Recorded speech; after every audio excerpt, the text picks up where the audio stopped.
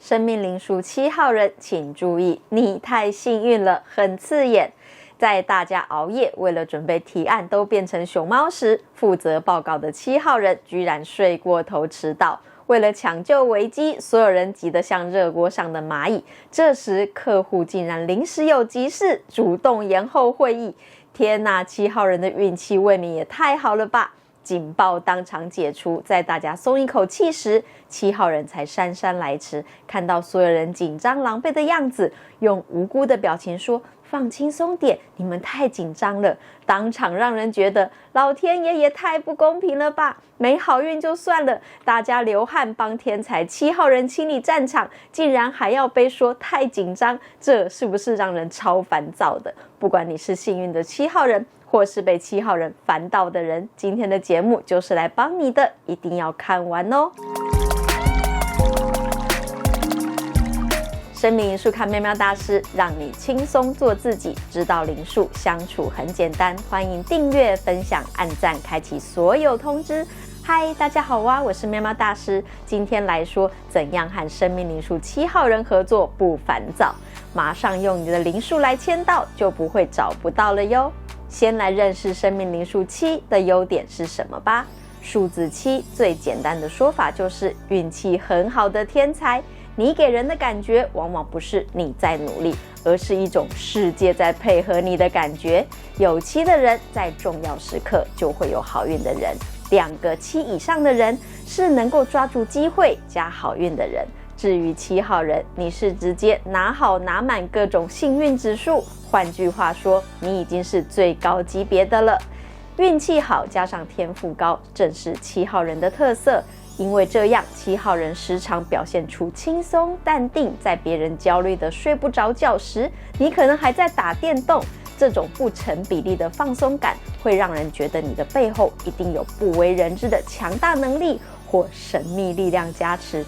加上你会散发出一种很笃定的自信，仿佛只要你想做，连老天爷都会帮你把路铺好。因此7号人和数字7很多的人，常常是比赛的赢家和抽奖的幸运儿，不止能见度很高，甚至是众人羡慕的焦点哦。先来说大家和7号人合作时能得到的好处。和天生运气好的人合作，最直接的感受就是那种莫名其妙的顺遂感。这种顺遂不是说不用努力，而是你的努力总能得到超乎预期的回报。首先，7号人自带一种 bug 自动过滤器，在工作推进的过程中会遇到诱惑和看似机会的坑，但7号人在关键时刻能直觉地帮团队绕过吃力不讨好的陷阱和死巷哦。这省下来的不只是钱，而是团队最宝贵的时间成本与士气。其次，7号人也常是团队的心理稳定器。主要是运气好的人通常心态比较稳，再加上7号人有过太多在最后一刻翻盘还顺利成功的经验，这种乐观情绪具有极强的感染力。当大家遇到瓶颈感到焦虑时，强运者没事我 OK 的这种气场能有效降低团队的内耗，激发出大家更好的表现。再来，7号人最神奇的是拥有资源引力。只要你认真回想一下，你可能会发现这类巧合。和7号人一起去提案时，刚好客户那天心情特别好，或是缺资源时，7号人刚好在电梯遇到决策的主管，这就是所谓的杠杆效应。7号人提供了幸运支点，你只要出1分力就能撬起10分的结果。最后和天才7号人合作，还是一种认知升级。只要你开始观察，就会发现除了努力与实力之外，那些隐形的时机与人缘是如何运作的。虽然幸运不可复制，但7号人在对的时间做对的事，这种思考维度会潜移默化地影响你的决策水准。总之，和强运的7号人合作，可以把原本苦哈哈的求生模式切换成带有幸运 buff 的开挂模式，让成功变得不再那么沉重，甚至多了点惊喜的乐趣，还有时间能偷闲喝杯咖啡，是不是很棒呢？能够和运气好的天才7号人合作，虽然很开心，听起来像抽中了人生乐透，但进入协作流程后，逻辑与直觉的拉锯，则是另一种不为人知的修炼哦。最核心的辛苦在于决策的过程黑箱化。如果你是讲求数据分析因果关系的执行者，7号人开启强运系统时，做决策的模式简直是灾难。当你熬夜做了10份简报，比对了所有市场风险，7号人却在最后1秒用感觉不对或天气不错的理由，就推翻了所有逻辑，转向一条看似荒谬的路。更令人挫折的是，他最后竟然选对了，顺利过关。这种努力在运气前面显得毫无意义的无力感，最终会严重打击专业伙伴的成就感。其次是导致 SOP 与系统化的崩解。成功的经验如果不能被总结，就无法被复制。和强运者合作，你很难建立一套稳定的工作流程，因为天才7号人的成功往往带有偶然性。例如，上次靠的是刚好认识的人帮忙推一把，这次靠的是莫名其妙的歪打正着，结果会导致负责后端执行的团队长期处于一种随机应变的紧绷状态，因为你永远不知道下一个惊喜或惊吓何时出现，或该怎么应变，导致团队难以建立长期的技术累积或制度规范。再来是对风险管理的掉以轻心，因为7号人一路太顺，对危机的敬畏心通常很低。当你提出 Plan B 预警潜在的法律或财务风险时，强运的7号人可能觉得你想太多或太悲观。这种认知上的代沟会让负责风险控管的你承受极大的心理压力，你得在没有防护网的情况下去承接他那些大胆甚至鲁莽的决策。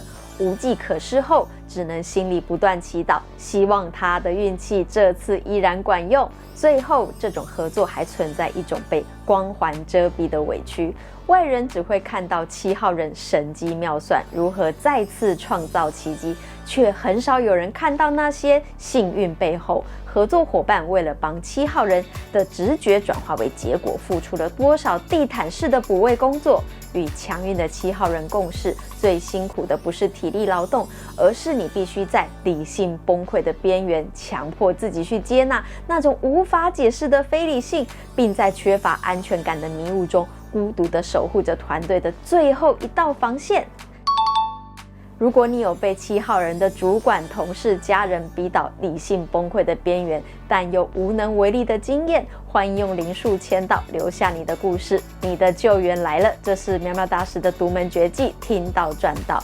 知道灵数相处很简单，就是在讲这个。面对那种关键时刻总能选对路的强运7号人，任何一个讲究逻辑、实事求是的人，心累是正常的。要化解这种辛苦，重点不在于纠正它，而在于调整你的位置，并建立一套保护自己的系统。首先，最重要的是心态上的卸载。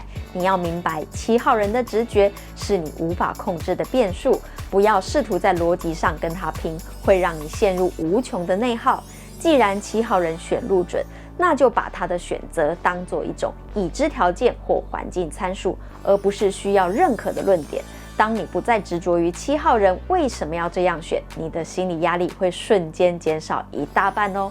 其次，你要学会把7号人的直觉转换成你的专业。当7号人凭直觉选了一条路，你不用去质疑那条路，而是去补齐路上的防御设施。你可以跟他说，既然决定走这条路，那后面的坑我来填。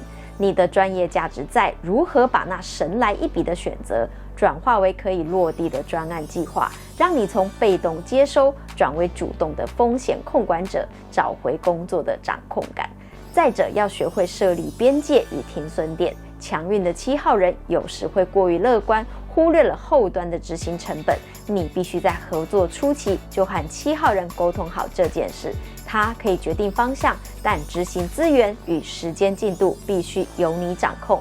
如果7号人又突然要转弯，你就能明确告诉他这会消耗多少成本，让运气归运气，但资源必须有逻辑的管理。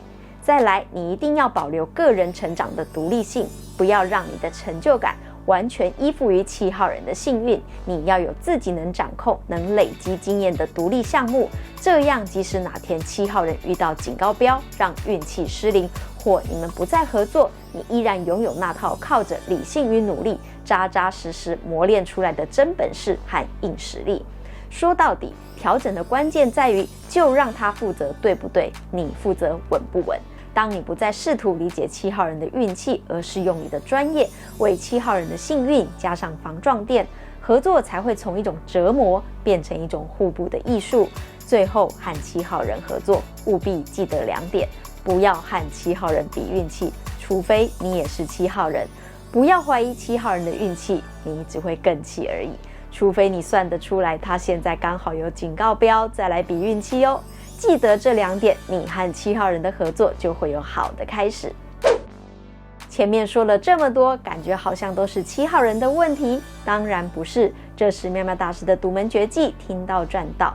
身为天生运气好、关键时刻总能选对路的7号人，会遇到的瓶颈就是知其然而不知其所以然。当幸运变成一种习惯，很容易让人停止深度思考。要让这种强运从偶然的加持变成永恒的实力，7号人自我提升的核心在于把直觉显性化，并建立对抗风险的体系，而且不能没有耐心哦。首先，7号人要学会复盘自己的直觉。既然选对路可能是来自一瞬间的灵感，但那是你的大脑在短时间内过滤了大量资讯后的结果。提升的第一步是在每次成功后，试着往回推导，当时我看到了什么，听到了什么，为什么那个当下我觉得 A 比 B 好。透过这种后设认知的训练，7号人慢慢把模糊的直觉转化为可应用的嗅觉，这让你在警告标运气低迷时，依然保有精准的判断力哦。其次，要主动修炼硬实力，为运气打底。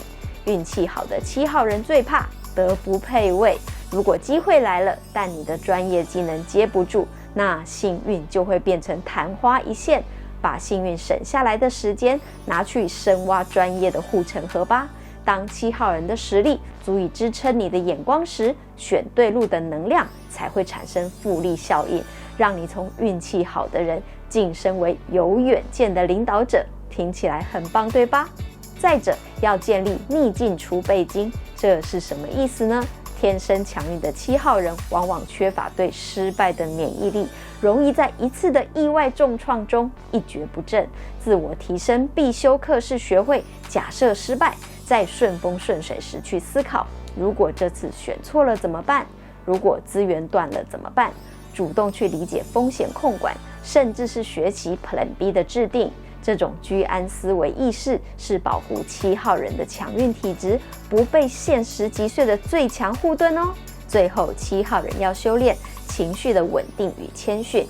运气好容易让人产生我很特别的幻觉，进而变得傲慢。你不是故意的，但旁人总会有感觉。对7号人来说，真正的自我提升是要意识到幸运是上天的借贷，而谦逊是最好的利息。学会观察身边那些辛苦耕耘的伙伴，怀抱感谢的心，理解逻辑与流程的重要性，并运用你的影响力，尽量去帮身边的人开出好的路。总之，强运7号人的提升之路，就是一场从靠天吃饭到掌握规律的内在修炼。当你能看见别人看不见的捷径，又能怀抱谦逊，踏实地走好每一寸路，你的运气才会真正变成谁也拿不走的实力。只要你做到了，7号人就是有远见的领导者，你的存在就是团队里最珍贵的宝物哦。向往吗？欢迎留言表达你对幸运的看法哟。想知道7号人把运气拿满的灵魂动机吗？欢迎加入会员，每月请喵喵大师喝杯饮料，就能看到开启会员以来的全部资讯哦。生命灵数看喵喵大师，你会越来越好命的哟。